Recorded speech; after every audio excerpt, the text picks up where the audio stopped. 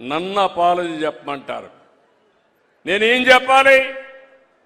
నేను తప్పు చేశానని నేను అపాలజీ చెప్పాలి. దేనికోసం? నేను ఆ రోజు ఒక రిపోర్ట్ చూశాను. ఆ రిపోర్ట్లో అనిమల్ ఫ్యాట్ ఉందని చెప్పారు. అది కూడా ఎన్డీడీబీ కాఫ్ రిపోర్ట్ చెప్పారు. నేను ఆ విషయమే చెప్పా.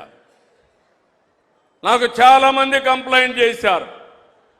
తిరుమల తిరుపతి దేవస్థానం అపవిత్రమైందంటే నేను ముఖ్యమంత్రి అయిన తర్వాత మొదటి ఆర్డర్ని ఒక ప్రైవేట్ ప్రిన్సిపల్ సెక్రటరీని పెట్టుకోవాలి, ఆయనకు పెట్టా. రెండో ఆర్డరు తిరుపతి ఈఓని మార్చి తిరుపతి ఈఓకి మంచి ఆఫీసర్ని ఇచ్చాను. నేను అడుగుతున్నా, ఈరోజు మీరు తిరుమలకు పోతే ముందు లడ్డుకు ఇప్పటి లడ్డుకు వ్యత్యాసం ఉందా లేదా తమ్ముళ్ళు అని మిమ్మల్ని అడుగుతున్నా. ఎవరన్నా పోయి వచ్చారా ఈ మధ్య? పోయినోడు చేలు పైకెత్తండి. వ్యత్యాసం ఉందా లేదా?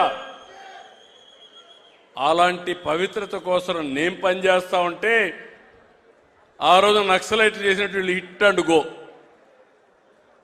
నాకు పెద్ద మీ సమస్యలు వీళ్ళు చేసిన తప్పుల్ని పరిష్కారం చేయడం ఒక సమస్య, వీళ్ళని ఎదుర్కోవడం ఇంకొక సమస్య.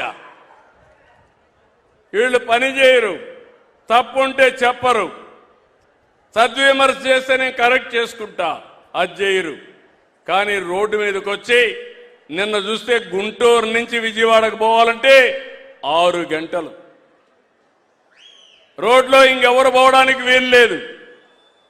అంత మునుపు మీరు చూస్తే రోడ్డు మీద పోతూ పోతూ వాళ్ళ కారు కింద ఒకడు చనిపోతే, సింగయ్య చనిపోతే తిరిగి ప్రభుత్వ హత్య అని చెప్తారు.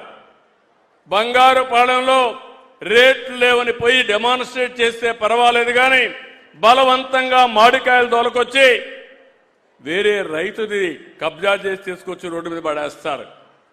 అంటే రౌడీయిజం, గూండాయిజం. అంటే ఎవరి దగ్గర చేస్తారని అడుగుతున్నా.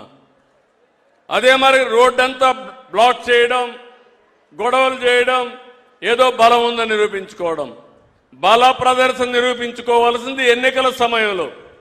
మిగిలిన సమయంలో ప్రజలకు సేవ చేయడంలో ఏదైనా కానీ తప్పులు చేస్తే చెప్పడంలో మీరు ముందుకు రండి. కానీ తప్పుడు విధానాల ద్వారా వస్తే మాత్రం ఈ ప్రభుత్వం క్లియర్గా ఉండాలనా లేదా తమ్ముళ్ళని అడుగుతున్నా మిమ్మల్ని అందరినీ.